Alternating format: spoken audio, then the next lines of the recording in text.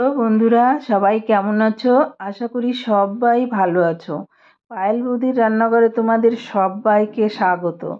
আমার রান্নাঘরে আজকের রেসিপি ঝরঝরে ফ্রায়েড রাইস রেসিপি। বন্ধুরা, ফ্রায়েড রাইস খেতে ভালোবাসে না এমন লোক খুব কম বন্ধুরা। ভেজ ননভেজ যে যাই খাও, ফ্রায়েড রাইস ভালোবাসে না এমন লোক খুব কম। তাই আজকে আমি ভেজ ফ্রায়েড রাইস নিয়ে এলাম, একদম ঝরঝর, সব কিছু একদম সুন্দরভাবে। দেখতে থাকো তোমরা কেমন করে বানাই। আর খেতে তো দারুণ হয়েছিল, তোমরাও এভাবে করলে খেতে খুবই ভালো। দেখো কত ঝরঝরে। বন্ধুরা, রেসিপিটা ভালো লাগলে লাইক অ্যান্ড শেয়ার করো আর চ্যানেলটিকে সাবস্ক্রাইব করে দিও। পাশে থাকা বেল আইকনটিকে ক্লিক করে যাতে আমার নতুন রেসিপি সবার আগে তোমাদের কাছে পৌঁছে যাওয়ার জন্য। বন্ধুরা, নিয়েছি এখানে বাসমতি রাইস, এখানে 300 গ্রাম বাসমতি রাইস নিয়েছি। এখানে 300 গ্রাম নিলাম আমি, তোমরা তোমাদের পরিমাণ মতো নেবে। এটাকে জল দিয়ে পরিষ্কার করে 4-5 বার ওয়াশ করে নেব। ভালো করে 4-5 বার করে ধুয়ে পরিষ্কার করে ওয়াশ করে নিয়ে আসছি বন্ধুরা। দেখো পরিষ্কার করে নিয়েছি। এখন ভালো জল দিয়ে ঢেকে আমি 30 মিনিটের মতো রেখে দেবো। তোমরা চাইলে বেশিও নিয়েছি একটা পাত্র, যাতে ভাত রান্না করার জন্য পরিমাণ মতো জল নিয়েছি আর দিয়ে দিলাম পরিমাণ মতো নুন ভাত রান্নার জন্য। আর এখন ভেজানো চালগুলো দিয়ে দেবো। বন্ধুরা, আমি 30 মিনিট ভিজিয়ে রেখেছি, অবশ্যই ভিজিয়ে রাখবে, তাহলে ভাতগুলো খুব লম্বা লম্বা হয় আর ভেঙেও যায় না। ঝরঝরে ভাত বানিয়ে নেব আমি এভাবে দিয়ে। দেখো একটু নাড়াচাড়া করে দিচ্ছি, নিচে না লেগে যায় চালটা। আর এখন আমি দিয়ে দেবো এখানে ভিনিগার, বড় চামচের 1 চামচ ভিনিগার দেবো বন্ধুরা। তোমরা চাইলে লেবুর রসও দিতে পারো, এতে ভাতগুলো যেমন সাদা হবে আর একদম ঝরঝরেও থাকবে। তাই আমি ভিনিগার ইউজ করলাম। এটাকে নেড়ে চেড়ে দেবো। দেখবে ফেনা উঠতে শুরু করবে। এই দেখো ফেনা ওঠা শুরু হয়ে গেছে। এই ফেনাগুলো আমি তুলে নেব, চারিদিক থেকে তুলে পরিষ্কার করে দেবো ফেনাগুলো। এখানে ভাতটা হতে যাক, আমি চলে যাচ্ছি এদিকে সবজিগুলো ফ্রাই করার জন্য। নিয়েছি একটা কড়াই, দিয়ে দিলাম সাদা তেল আর এর সঙ্গে দেবো 1 চামচ ঘি। দিলাম 1 চামচ ঘি। তোমরা শুধু ঘিতেও ভাজতে পারো, আমি মিশিয়ে দিলাম, বেশি রিচ হয়ে যাবে তাই। এখন আমি নিয়েছি এখানে 2 রকমের গাজর বন্ধুরা, আর অরেঞ্জ গাজর আর লাল গাজর নিয়েছি, ক্যাপসিকাম সব লম্বা লম্বা করে কেটে রেখেছি। নিয়েছি মটরশুঁটি, আর নিয়েছি কিশমিশ, আর নিয়েছি গরম মশলা গোটা আর কাজু বাদাম। এগুলো তো লাগবে। তোমরা শীতকালে অনেক সবজি ইউজ করতে পারো, আমি তো এইগুলোই করলাম। বিনস আমার কাছে অ্যাভেলেবেল ছিল না তাই দিতে পারলাম না। তেলটা গরম হয়ে গেছে, এখন গাজরগুলো সবার আগে দিয়ে দেবো, 2 রকমের গাজরগুলো। গাজরগুলো সব দিয়ে দেবো বন্ধুরা, দিয়ে হালকা নাড়াচাড়া করে নেব। এখন দিয়ে দেবো অল্প নুন। নুনটা দিয়ে আমি গাজরটাকে ভাজতে থাকবো বন্ধুরা, হালকা নাড়াচাড়া করে ভাজতে থাকবো। খুব বেশি ভাজতে হবে না, এরপরে আমি যোগ করব অন্য সবজিগুলো। এখন দিয়ে দিচ্ছি কাজু বাদাম আর দিলাম কিশমিশ। এগুলো এর সঙ্গে ভাজা ভাজা করে নেব, খুব বেশি ভাজতে হবে না। এখন দিয়ে দিচ্ছি ক্যাপসিকাম কুচি, লম্বা লম্বা করে কাটা ক্যাপসিকাম কুচি।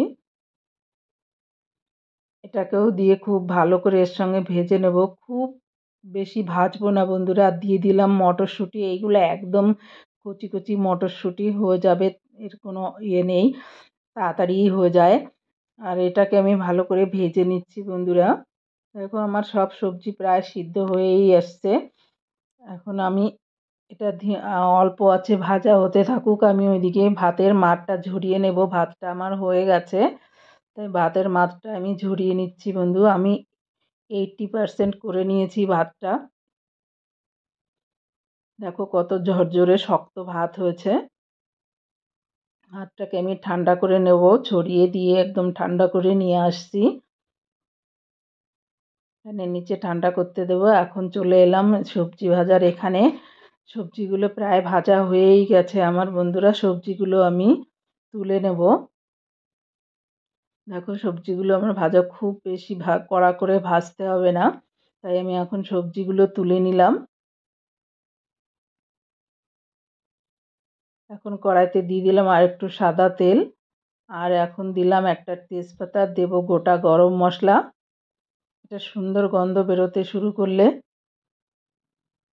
দিয়ে দেব রাইসগুলো, ভাতগুলো আমি দিয়ে দেবো বন্ধুরা। দুথলাতে নিয়ে ঠান্ডা করে নিয়েছিলাম, এখন দিয়ে দিচ্ছি সব রাইসগুলো কড়ার মধ্যে। এখন ওপর দিয়ে ছড়িয়ে দেব সেই ভাজা সবজিগুলো, দেব পরিমাণ মতো গোলমরিচ গুঁড়ো, আর দেব পরিমাণ মতো চিনি।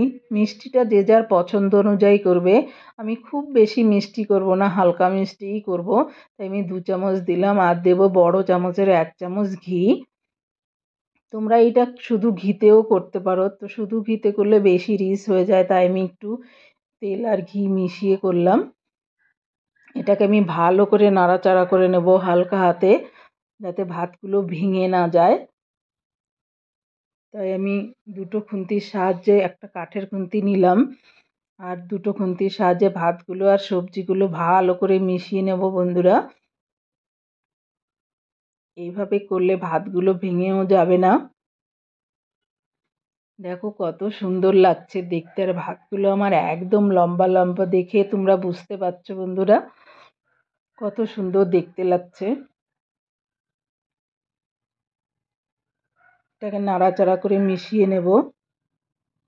দেখো ভাতগুলো ভালো করে মিশিয়ে নেব সবজির সঙ্গে। রেসিপিটা ভালো লাগলে প্লিজ নতুন বন্ধুরা আমার চ্যানেলটিকে সাবস্ক্রাইব করে দিও, আর বেল আইকনটিকে ক্লিক করে, যাতে আমার নোটিফিকেশানটা তাড়াতাড়ি তোমাদের কাছে পৌঁছে যাওয়ার জন্য। দেখো বন্ধুরা ভাতটা আমার প্রায় অলমোস্ট মেশানো হয়ে গেছে, আমার রেডি হয়ে গেছে, ডান আমার রাইস। এখন আমি সার্ভ করে দেখাচ্ছি।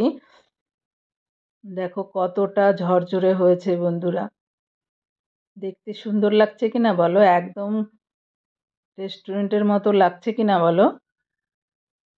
যা সুন্দর গন্ধ বেরিয়েছে, তোমাদের তো গন্ধটা শোকাতে পাচ্ছি না। দারুণ হয়েছিল, দারুণ। দেখো একদম ঝরঝরে রাইস। দেখো বন্ধুরা কত সুন্দর লাগছে, তোমরা খেতে পারো এর সঙ্গে চিকেন, মাটন, আলুর দম, যে কোনো চিলি চিকেন, যে কোনো কিছুর সঙ্গে খেতে পারো, এতটাই টেস্টি হয়। তোমরা একবার ট্রাই করে দেখতে পারো বন্ধুরা, আর কমেন্টসে জানিও কেমন হলো। থ্যাংক ইউ বন্ধুরা লাস্ট অবধি আমার ভিডিওটা দেখার জন্য।